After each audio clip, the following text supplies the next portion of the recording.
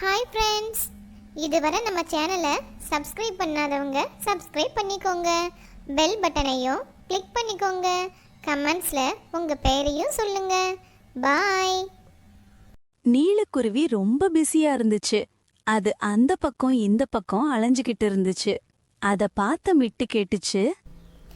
அம்மா, என்ன ஆச்சு? ரொம்ப நேரமாக என்னமோ தேடிக்கிட்டு இருக்கீங்களே, ஏதாச்சும் தொலைஞ்சிருச்சா? என்கிட்ட சொன்னால் நானும் உதவி செய்வேன்ல. ஒன்றும் இல்லை நீலு, பாட்டியோட வீடு பழசாயிடுச்சு. அங்கங்கே ஓட்டை விழுந்துருச்சான். மழை பெஞ்சா வீடு ஒழுகுதான். பாட்டியால் நிம்மதியாக தூங்கக்கூட முடியலையாம். அப்புறமா பாட்டிக்கு வயசாயிடுச்சுல, அதான் அவங்கள பார்த்துட்டு அவங்களுக்கு கொஞ்சம் பணம் கொடுத்துட்டு வரலான்னு நினைக்கிறேன். நீயும் கிளம்பு மிட்டு. ஐ, பாட்டி வீட்டுக்கு போகிறோமா? பாட்டி எனக்கு நிறைய இனிப்பு பலகாரம்லாம் செஞ்சு தருவாங்கல்லம்மா. ஆமாம் மிட்டு, இந்த மூட்டையில் பணம் இருக்கு, வா கிளம்பலாம் அப்படின்னு சொல்லிட்டு நீலக்குருவியும் மிட்டுவும் பறந்து போனாங்க. அப்பாடா, ஒரு வழியா எங்கள் அம்மாவுக்கு புது வீடு கட்டி கொடுக்க பணம் சேர்த்துட்டேன். இதை எப்படியாவது பத்திரமா கொண்டு போய் ஒப்படைக்கணும். இப்படி நீலக்குருவி பேசிக்கிட்டு போறத ஒரு மரத்துல உட்கார்ந்திருந்த காக்கியும் ஜக்குவும் கேட்டாங்க. என்ன ஜக்கு, நீலக்குருவி சொன்னதை கேட்டியா? நீலு பெரிய புதையலையே தூக்கிக்கிட்டு போகுது. அந்த புதையல் நமக்கு கிடைச்சா எப்படி இருக்கும்? ஆமாம் காக்கி, அவங்க அம்மா வீடு கூட அந்த பக்கம்தான் இருக்குது. இப்போ அது அங்கே தான் போகுது. நம்ம பின்னாடியே போய் ஆப்ரேஷனை ஆரம்பிச்சிருவோம். காக்கியும் ஜக்குவும் ஃபாலோ பண்ணிக்கிட்டு போனாங்க. நீலக்குருவி அவங்க அம்மா வீட்டுக்கு வந்துச்சு. வாமா நீலு, எப்படி இருக்க? ஏன் இந்த வெயிலில் குழந்தைய கூட்டிகிட்டு வந்து இவ்வளவு கஷ்டப்படுற? அம்மா, நான் உங்களுக்கு புது கூரை கட்டி கொடுக்க பணம் கொண்டு வந்திருக்கேன். எனக்கு எதுக்கும்மா புது வீடு? இந்த வீடு நல்லா தானே இருக்குது. எனக்கு இது போதும். சும்மா இருங்கம்மா, வீடு மழைக்காலம் வந்தால் ஒழுகிறது எனக்கு தெரியாதா? நீங்கள் என்கிட்ட சொல்லி எனக்கு எதுக்கு கஷ்டம் தரணும்னு நினைக்கிறீங்க? இப்படி நீலக்குருவியும் அலமுவும் பேசிக்கிட்டு இருக்கும்போது மிட்டு சொன்னா, பாட்டி, நீங்கள் 2 பேரும் பேசிக்கிட்டே என்ன கவனிக்க மறந்துட்டீங்க. அப்படின்னு மிட்டு சொன்னதும் நீழுவும் அலமுவும் சிரிச்சாங்க. அங்க நடந்த எல்லாத்தையும் ஒரு மரத்துல உட்கார்ந்து காக்கையும் ஜக்குவும் பார்த்துக்கிட்டு இருந்தாங்க. சரி மிட்டு, நீ பாட்டி கூட விளையாடிக்கிட்டு இரு, அம்மா போய் சாப்பாடு கொண்டு வர்றேன் அப்படின்னு சொல்லிட்டு நீலக்குருவி உணவு தேடி போச்சு. பாருமா மிட்டு, பாட்டிக்கு உடம்பு சரியில்லை. என்னால் உணவு தேடி அலைய முடியலை. நீங்கள் வர்றதும் எனக்கு தெரியாது. என்னைய பார்க்க வந்த உங்களுக்கு என்னால் உணவு கொடுக்கவும் முடியலை அப்படின்னு சொல்லி அலமும் வருத்தப்பட்டுச்சு. இத கேட்ட மிட்டு சொன்னா, பாட்டி, நீங்கள் ஒன்றும் கவலைப்படாதீங்க. உங்களுக்கு உடம்பு சரியான உடனே எனக்கு நிறைய இனிப்பு பலகாரங்கள் செஞ்சு தாங்க, சரியா? அலமுவும் மிட்டுவும் நீலக்குருவியை எதிர்பார்த்து காத்திருந்தாங்க.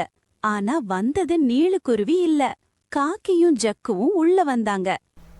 யாருப்பா நீங்கள்? உங்களுக்கு என்ன வேணும்? பாட்டி, இவர் காக்கி மாமா. எப்போ பார்த்தாலும் அம்மாவை மிரட்டி சாப்பாடை பிடுங்கி திம்பாரு. ஆனால் இந்த மாமா யாரு? டேய் ஜக்கு, சீக்கிரம் அந்த மூட்டையை எடுடா. எடுத்தாச்சு, வா கிளம்பலாம். டேய் நில்லுங்கடா, என் மக கஷ்டப்பட்டு சேர்த்த பணம்டா, திருப்பி கொடுங்க. என் பணத்தை திருடிக்கிட்டு போகிறாங்க, எல்லாரும் ஓடிவாங்க. பாட்டி குருவியோட அலறல் சத்தம் கேட்டு அந்த பகுதியில இருந்த பறவைகள் எல்லாம் வந்துச்சு. அப்ப உணவு தேடி போன நீலக்குருவியும் வந்துச்சு. அலமும் நடந்த எல்லாத்தையும் நீலக்குருவி கிட்ட சொல்லச்சு. நீலக்குருவி கூடவே சில பறவைகளை கூட்டிக்கிட்டு காக்கியையும் ஜக்குவையும் தேடி போச்சு. டேய், அங்க பாரு, நீலக்குருவி ஒரு படையே திரட்டிக்கிட்டு நம்மளை தேடி வருது. ஜக்கு, அங்க பாரு, ஒரு வீடு இருக்கு, வா அந்த வீட்டுக்குள்ள போய் ஒளிஞ்சுக்கலாம். காக்கியும் ஜக்குவும் அந்த வீட்டுக்குள்ள போனாங்க. அந்த வீடு பார்க்கவே ரொம்ப பயங்கரமா இருந்துச்சு. ஒட்டடை படிந்து அங்கங்கே உடைஞ்சு பழைய வீடு மாதிரி இருந்துச்சு. காக்கி, என்ன இது? இந்த வீடு இவ்வளவு அசிங்கமா இருக்கு. எனக்கு இதை பார்த்தாலே அருவருப்பா இருக்கு. வா முதல்ல இங்கிருந்து கிளம்பலாம். நாம வெளியே போனா அங்க இருக்கிற நீலக்குருவியும் அது கூட்டிட்டு வந்த படையும் நம்மளை கொன்னுடும். அதுக்கு இங்கேயே இருக்கலாம். இப்படி இவங்க பேசிக்கிட்டு இருந்த நேரத்துல காத்துல கதவு தடதடன்னு அடிக்கிற சத்தம் கேட்டுச்சு. அத கேட்டு காக்கியும் ஜக்குவும் பயந்தாங்க. அது மட்டும் இல்ல, உள்ள இருந்து ஒரு விசித்திரமான சிரிப்பு சத்தமும் கேட்டுச்சு. யாரு யாரு சிரிக்கிறது? அப்படின்னு ஜக்கு சொன்ன உடனே உள்ள இருந்து ஒரு பேய் வந்து அவங்க முன்னாடி நின்னுச்சு. அத பார்த்த காக்கியும் ஜக்குவும் பயத்துல நடுநடுங்கி போனாங்க. ஆஹா, ரொம்ப நாளைக்கு அப்புறம் என் வீட்டுக்கு விருந்தாளிங்க வந்திருக்காங்க. அதுவும் 2 கொளுத்த பறவைங்க. அந்த பேயோட சிவந்த கண்களை பார்த்து பயந்து போன ஜக்கு சொல்லுச்சு. பேயக்கா, தயவு செஞ்சு எங்களை மன்னிச்சிடு. நாங்க இங்க தெரியாம வந்துட்டோம். இந்தா, இதுல நிறைய பணம் இருக்கு. இத வச்சுக்கிட்டு எங்களை மட்டும் விட்டுடு. இப்படி ஜக்கு சொன்ன உடனே பேய் சொல்லுச்சு. இந்த பணம் எனக்கு எதுக்கு? இதை வச்சு நான் என்ன பண்ண போறேன்? எனக்கு இப்ப தேவையெல்லாம் சூடான ஒரு கப் சூப். உங்களை பார்த்த உடனே நான் முடிவு பண்ணிட்டேன். இன்னைக்கு உங்களை வச்சு ஒரு சூப் போட வேண்டியதுதான். பேயக்கா, கோழி சூப், குருவி சூப் குடிங்க.